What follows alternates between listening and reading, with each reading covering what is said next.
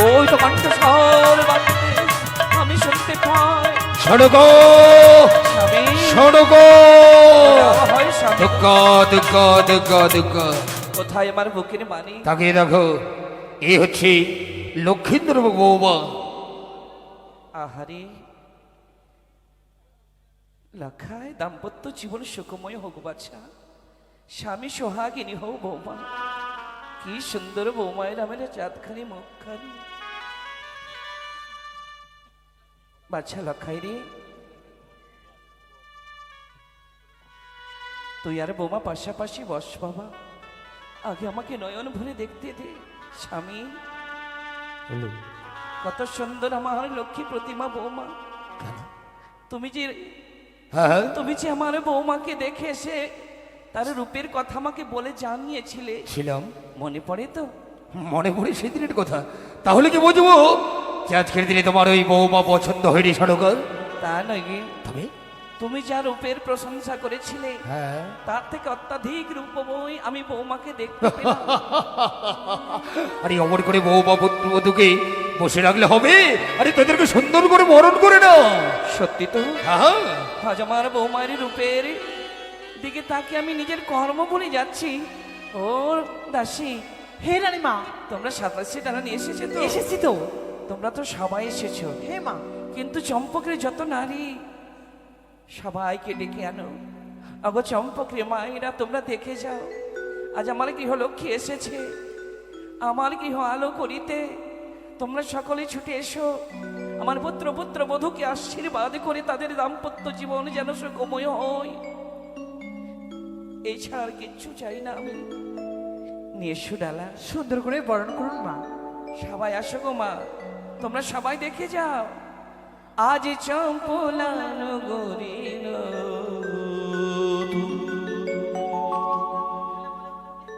আমার বধূ এলো গো।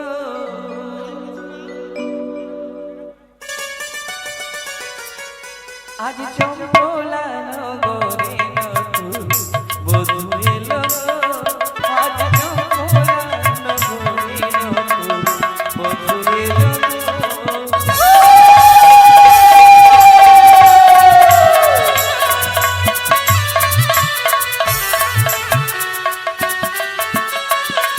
আমার বধূ এলো, বধূ এলো, বধূ এলো গো।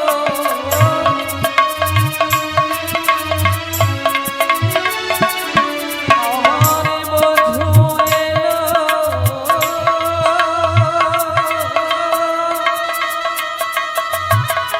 আমার বধূ এলো, বধূ এলো, বধূ এলো গো। আজ চম্পলা, আজ চম্পলা নগরীর বধূ এলো গো।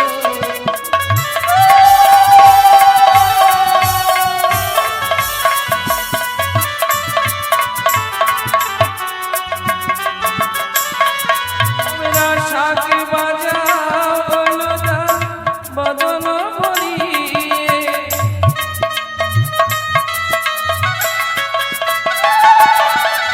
मेरा शाक बाजा बोलदा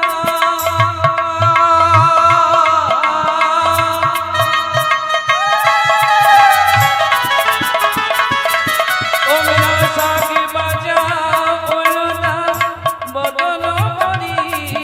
आज चम्पला, आज चम्पला नगरीर বধূ এলো গো। আমার বধূ এলো গো, আমার বধূ এলো গো, আমার বধূ এলো গো। পুত্র লখাই, বৌমাকে সাথে করে আমার পেছনে তোমরা দুজনই এসো চলো গো। বাছা। এসো বাছা মোর। আর আমরা বিলম্ব করব না, এসো। দাঁড়াও সড়ক, দেখি আজকের দিনে লক্ষীন্দ্র বৌমাকে অমর করে তুমি কথায় নিয়ে যাচ্ছ। অগো তুমি কেন ভুলে কেন, কেন? যাচ্ছ? আমি কি? মাতৃ কর্তব্য পূরণেরই লাগে। কে এমন তোমার মাতৃকর্তব্য? অন্তপুরি বাছা লক্ষায়ের জন্য, বৌমার জন্য হ্যাঁ আমি বাসর সজ্জা সাজিয়ে রেখেছি। সে বাসরে রইবে আমার পুত্র পুত্র বধূ, আর আমি প্রহরী হিসাবে তোর চাই সারাটি নিশ্চয় পাহারা দেব। আমার মন বলে আমার বুক থেকে আমার বাচ্চাকে কেউ কেড়ে নিতে পারে না। শোনো গো, সত্যই করে লক্ষিন্দর বৌমা বাসর ঘরে থাকবে? যে বাসর ঘরের বাড়ি নির্মাণ করেছে বিশ্বকর্মা দিয়ে, ওই সে সাঁওতালি পর্বত লৌহ বাসর ঘরে। তাই বৌমা তোমার ওই বাসর ঘরে নয়, থাকবে ওই লৌহ বাসর ঘরে।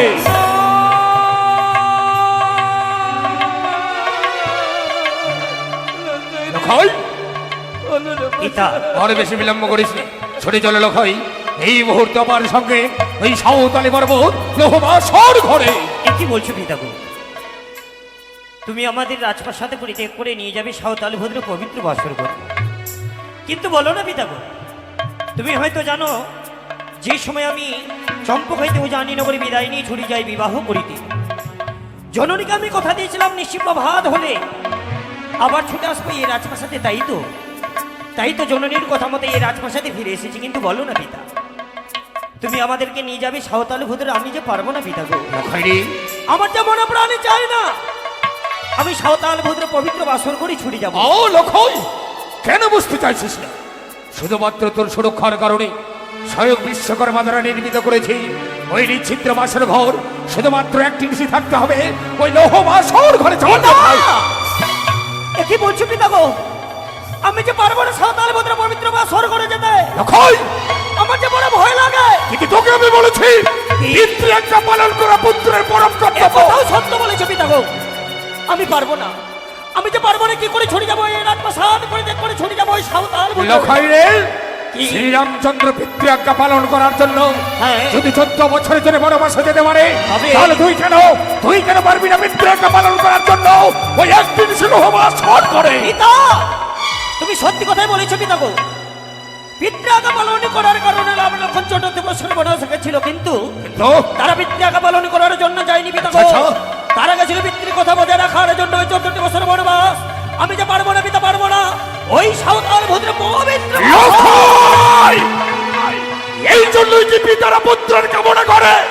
কি পিতা? সত্যই বুঝলাম এই সনকার গর্ভে তোর জন্ম, হ্যাঁ। কিন্তু আমি বুঝি তোর পিতা নয়। পিতা!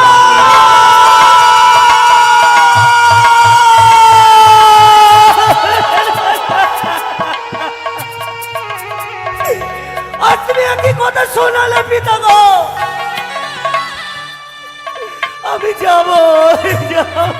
সত্যই যদি তোর মাকে শুদ্ধাচারে দেখতে চাস, এই মুহূর্তে হাস্যপদের মায়ের কাছে বিদায় নে, ছড়ে চলো সাঁওতালি পর্বত লৌহ বাসর ঘরে রক্ষয়। পিতা, আমি জানি পিতা গো, আজ একটি নিশির কারণে তুমি লক্ষ লক্ষ টাকা ব্যয় করে সাঁওতাল ভদ্র পবিত্র বাসর ঘর নির্মাণ করেছো।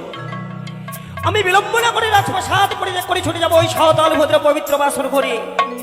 আমার যতই জ্বালা দুঃখ যন্ত্রণা কষ্ট হোক না কেন, আমি তোমার কথা পালন করার কারণে ছুটে যাবো ওই সাঁওতাল ভদ্রে।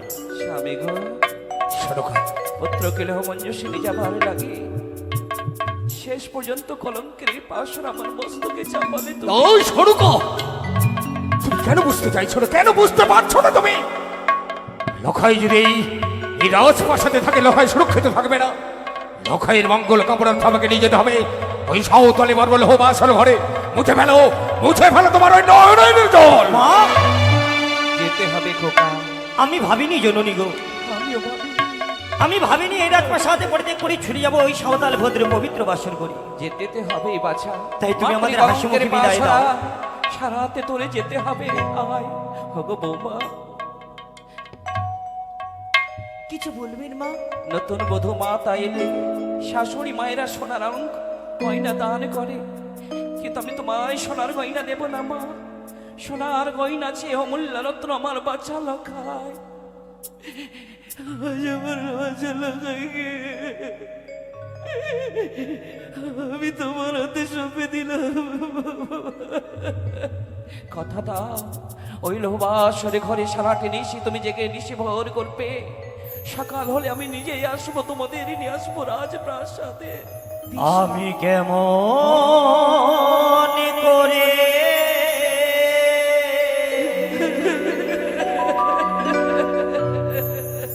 ও গো মাতা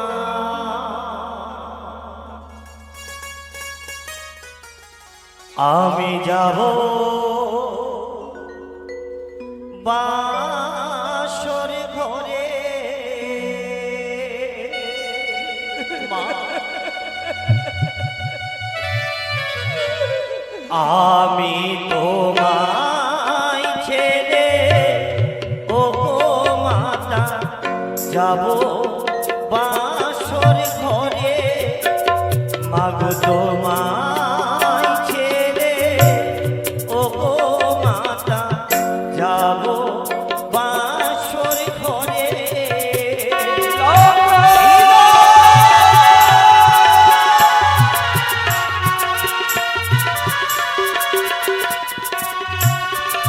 তাই জগৎ মরবিরা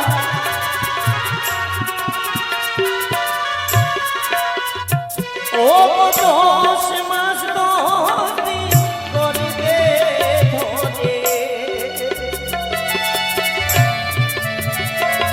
মা গো 10 মাস 10 দিন করবে ধরে, রাখি লেবু ধরে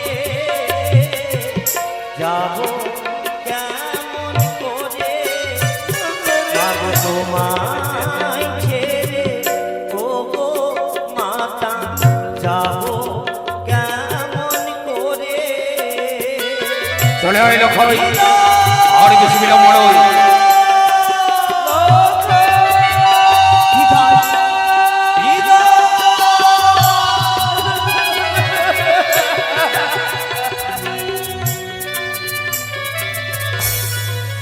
চলে গেল আমার পুত্র লক্ষায়, হইল বাসর করে। আমি যাবো শিবালয়ে, তার জীবনের মঙ্গলের প্রার্থনা করব।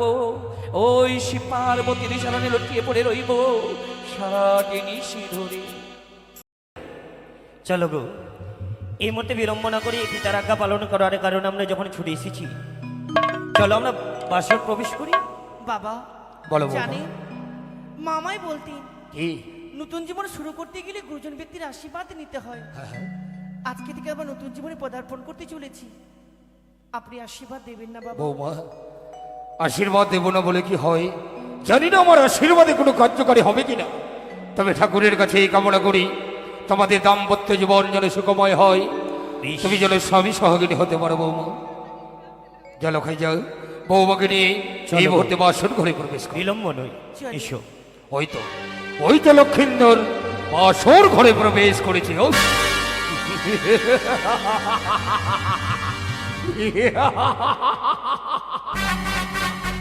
বুড়ি খাড়ি ঠাবড়া ভাতারি সে জোর বলনে ডাকে ডাক। ও মা লক্ষিন্দর বাসর ঘরে প্রবেশ করেছে। ডাকে ডাক। ওই সতী সমহ বৌমা থাকবে লক্ষিন্দরের পাশে। সারাটা নিশি কেটে যাওয়ার পর লক্ষিন্দর হয়ে যাবে আমার সুরক্ষিত। আর তুই তুই ওই সেজুয়াতে বসে একটু একটু করে ডুকুরে ডুকুরে কাটবে। হরে করেশ্বরের পুত্র চাঁদ সরাগর অহ আনন্দে চম্পক নগরে অত হাসি হাসবে।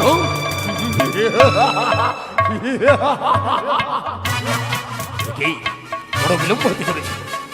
জানে না ওই কারিকে আমি কিছুতে বিশ্বাস করি না। সে ছলনা বহি যে কোনো ছলনা করে এই বাসর ঘরে আসতে পারে। তাই বাসরের এক পাশে বসে আমি বসব শিব আরাধনা। ও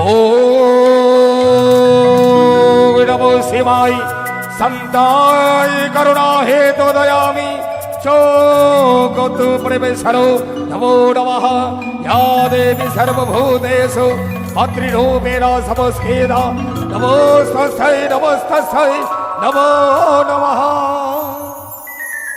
চন্দ্রধাও চন্দ্রধাও কে কে যেন মাতৃকণ্ঠে চন্দ্রধর চন্দ্রধর বলে ডাকে। ওগো ওগো এসেছে মঙ্গল মহিমা, ওগো মারাধ্যা শক্তি মহামায়া। মূর্খ ছাও। মাগো নিজেকে তো কোনোদিন পণ্ডিত বলে মনে করিনি। যদি পণ্ডিত বলে মনে করতাম ওই মাতৃঘাত মস্তক নিয়ে এই সোনার চম্পকনগর আমি প্রতিষ্ঠান করতাম। না হও যদি তুমি অধ্যা শক্তি মহামায়া, তবে হও তুমি ওই দেবী কাত্যায়নে। সেও নয় চাও। ও বুঝেছি মা বুঝেছি, গৃহে মাথা রয়েছে লক্ষ্মী সতী তাহলে কি- না তাহলে কি- চন্দ্রধাম, তাহলে বিদ্যা দেবী সরস্বতী সেও নয়। তুমি কোন দেবী তুমি? শোন আমার আত্মপরিচয়। বিমানতলায় থাকে আমি নামে পদ্মাবতী। পুষ্প জল দেহ তুমি নেব মাথাবাদী।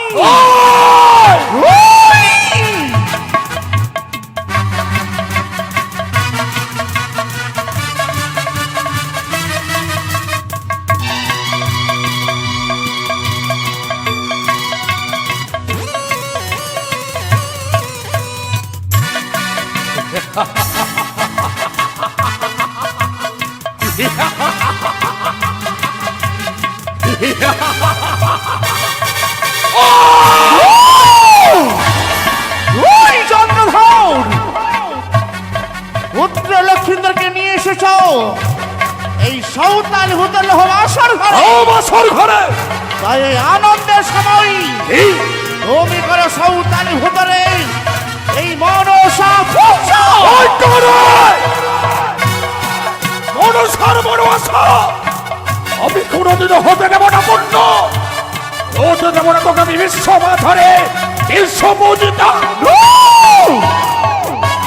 ওই চন্দ্রধর, বড় ভাই চোদ্দ নিয়ে ডুবাইলেন কালিদহের জলে।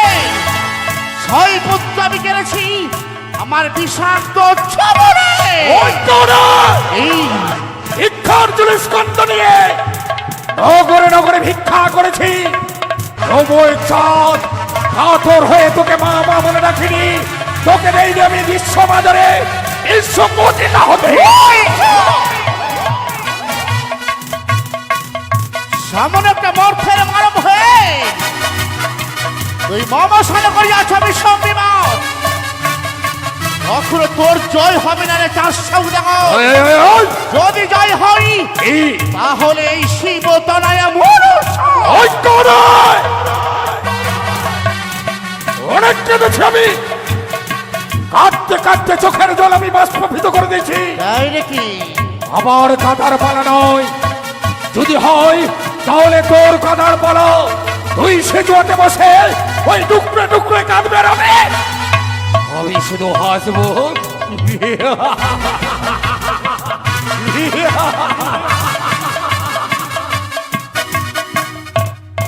চন্দ্রধর, তুই আমায় কাঁদাবি না। যেই বাসর ঘর নির্মাণ করেছিস ওই বাসর ঘর আমি ভেঙে দেব। ওই কোনায় তার আগে তোর বিস্তারটি আমি উপরে ফেলে দেব। স্থাপিত পাথর দিয়ে নির্মাণ করেছে আমি সাবুতানি বলে হবাসন ঘর। আমিও দেখব কি করে প্রবেশ করে তোর ওই অনুজ।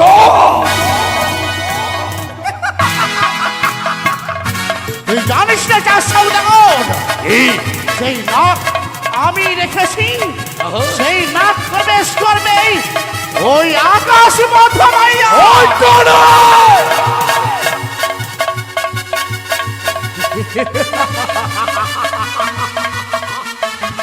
তোর নাগে যদি আসে আকাশ পথ মাইয়া, আকাশ পথে রেখেছি আমি করুণ ছড়িয়া, তোর নাককে খাইবে ছিড়িয়া ছিড়িয়া।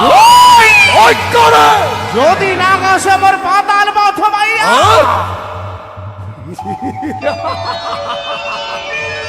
যদি নাগ আসে তোর পাতাল পথ মাইয়া, পাতাল পথে রেখেছি আমি কুম্ভে কুম্ভে ছাড়িয়া, তোর নাককে খাইবে ছিড়িয়া ছিড়িয়া। যদি নাক আসে আমার স্থল মধ্যমাইয়া। যদি নাগ আসে তোর স্থল পথ মাইয়া, স্থল পথে রেখেছি আমি ওই ময়ূর নেউরি ছাড়িয়া, তোর নাককে খাইবে ছিড়িয়া ছিড়িয়া। ওই আমি বিষাক্ত রেছ, আমি অভিশপ্ত, আমি জ্বলন্ত অগ্নি। ওই তুই যদি জ্বলন্ত অগ্নি হোস, আমি হব প্রবল বিস্তৃত ধারা, তোর অগ্নিকে আমি নিভিয়ে দেব। আমি শিবাংশ শিবতনয়। আমি শিব উপাসক চাঁদ সদাগর। পুজো করো চরণে,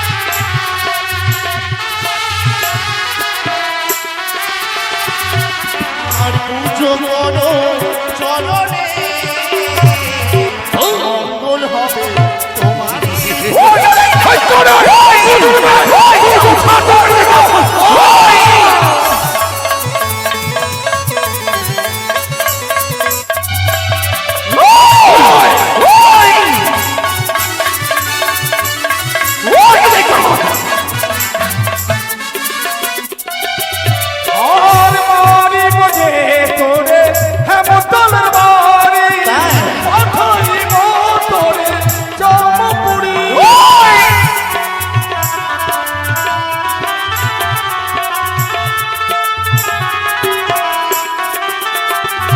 আর মারি বোঝে তোরে হেমতলের বাড়ি পাঠাইব তোরে জমপুরি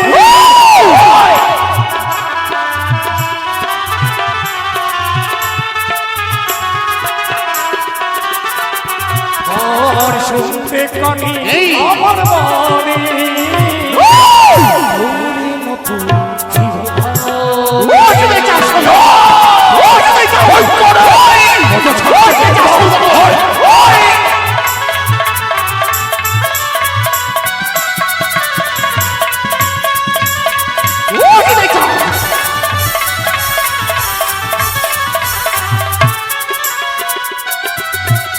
আরে এই মায়া মাই তোরে পূজা ধনে ধনে আমি করি রে রাজা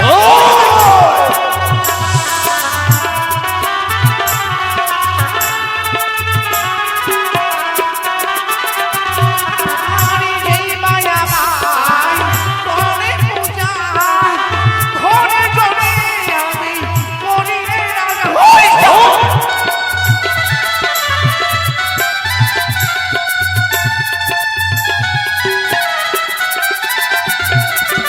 পুজো করো চলো রে মঙ্গল হবে তোমার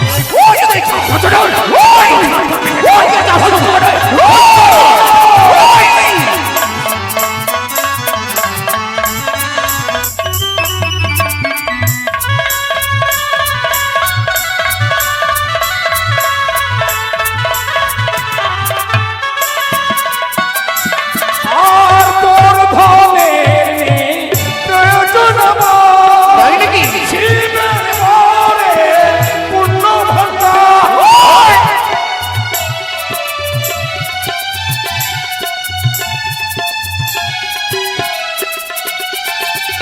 আর তোর ধনের নেই প্রয়োজন আমার শিবের ঘরে পূর্ণ ভাণ্ডার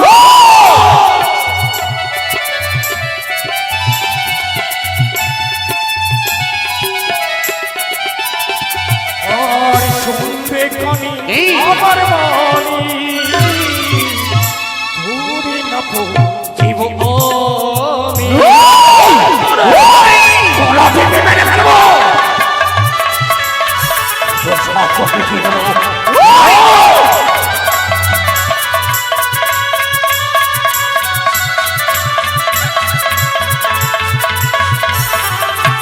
চন্দ্রধর বুঝে দেবে আমার না ওকে পুজো দিতে হবে অক্ষর নয় এই শিবতলায় আমার দেবে তোর হস্তে এক মুষ্ট পুষ্প ঝুড়ি ঐক্য নয় মনসার মনসা ওরা দূরপন্ন হতে দেব না আমি হতে দেব না তোর মতো বিষাক্ত লাগলিকে এই বিশ্ব মাঠরে বিশ্ব পূজিত তুই অহংকারে তোর সর্বাঙ্গ পরিপূর্ণ রে ছাপ তাই নাকি আচ্ছা আচ্ছা কি? তোর বিবেক তোর চেতনা আহা, তোর মতি ভ্রষ্ট করেছে তুই আমার পিতার ভক্ত চাষ সৌদাগর আহা, তুমি আমায় পুজো দিলে কি? আমি দেবীর সিংহাসন লাভ করতে পারবো ভাবি না তোর মতোই স্বামী পরিত্যক্তা ওই পুত্র ছাড়া ওই কায়ক তোকে পুজো দেবে না কেড়ে নেব পারবি না কেড়ে নেব তোর দোল্লা বলে ফিরতে পারবি না আর সেই দুঃখে মুখ থেকে চিৎকার করে আহা, দলন জল পরিশোধ করে তোকে হতে হবে মঠের মাটিতে পরাজিত ঘোষিত। আমি হব জয়ী তুই হবি পরাজয় তাই কারে ওই এই, কি ভেবেছিস বারবার আমার কাছে আসবে তোকে আমি পুজো দেবো লজ্জাহীনা নারী এত এত দেই তোকে আমি লজ্জা এত দে হেন তালের প্রহার এই সুস্থ হতে কেন কেন আসিস আমার সম্মুখে পুজো নেওয়ার জন্য। কিন্তু আমি তো তোকে পুজো দেবো না এই চল এই পুত্র সঙ্গে আহা, তুই ব্যাকল হয়ে আমার চরে পুজো নিবেদন করবি, আর সেই দিন তোমায় আমি করবো আশীর্বাদ। আহা, আর যদি তুই আমায় পুজো না দিস, তাহলে কেড়ে নেবো লক্ষ্মী জয়, পারবি না কেড়ে নেবো, ওই পারবি না কেড়ে নেবো আমি লক্ষ্মী পারবি না কেড়ে নেবো যার পারবি না। কেড়ে নেবো আমি, পারবি না কেড়ে নেবো তার ভিক্ষা উদাহরণ। তবে রে!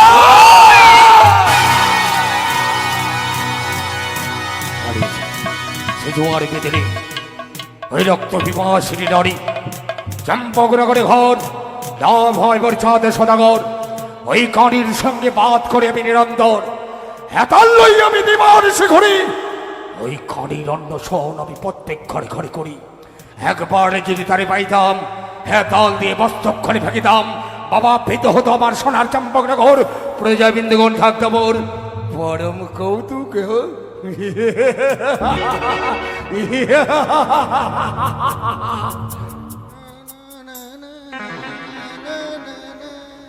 কি হলো রে বাবু কি হলো কি ব্যাপার এত ঘেমে গেছেন কিছুক্ষণ আগে শুনলাম চিল্লা চিল্লি তোরা হলো, কেন কি ব্যাপার? এসেছিস এখানে হ্যাঁ কেন এসেছিস এই তো আপনি ডেকেছেন তাই পাহাড় দিতে পহরি পাহাড়েদের গান গাইছিস অপদার্থ তাই কি হয়েছে বল ঘেমে গেছেন ওটাই বলছি যে আরে ঘামপড়ো তোদেরকে বলেছি যে শেখ করে পাহারা দেবে বাসের ঘরে চারপাশে এত পাহারা থাকা সত্ত্বেও ওই কারির অনুচর ওই বড় সাক্ষী করে পৌঁছালো বাসর ঘরে ওই এসছিল বাবু তাই এসেছিল ও তাল দিলেন মনে হয় কি ওই হাতালের বহর না শত শত সৃষ্ট থুতু বাবু কি হলো ওই কানিয়েছে কি চাইছে আপনার কাছে? পুজো দিয়েছিল পুজো হয় পুজো দিয়েছিল তার জন্য আপনি এত রেগে টুগে রাখবো না তোকে আমি বলছি একটা কথা বলো বাবু কি এত রাগ ঝামেলা আর ভালো লাগছে না হ্যাঁ সত্যি সত্যি যখন চাইছে একবার দিয়ে দেন কি দেবো পুজো কাকে ওই কানিকে কোন কারি মনসাকে তাই শুধু কারির পুজো নয় ভুলের বসতে যদি ওই কারির নাম পক্ষে উচ্চারণ করিস আমি গলা টিপে মেরে ফেলবো বলবে না বাবু বলবে না বাবু হ্যাঁ, একটা কথা বলবো বল আপনার তো খুবই রাগ হ্যাঁ। তাই বলতে ভয় লাগছে আর কি আরে কি বলি বল না বল বল বলবো বল রাগ করবেন না তো বাবু আরে বলছি তো রাগ করবো না বল বসেন বসেন তাহলে আচ্ছা পরশু বল আপনাকে দেখে ভয় লাগে বড্ড আরে বল না বল বলছি রাগ করবেন না তো আরে রাগ করবো না বল বল সত্যি বলছেন আরে রাগ করবো না বলছি বল বললি একদমই রাগ করবেন না আহ!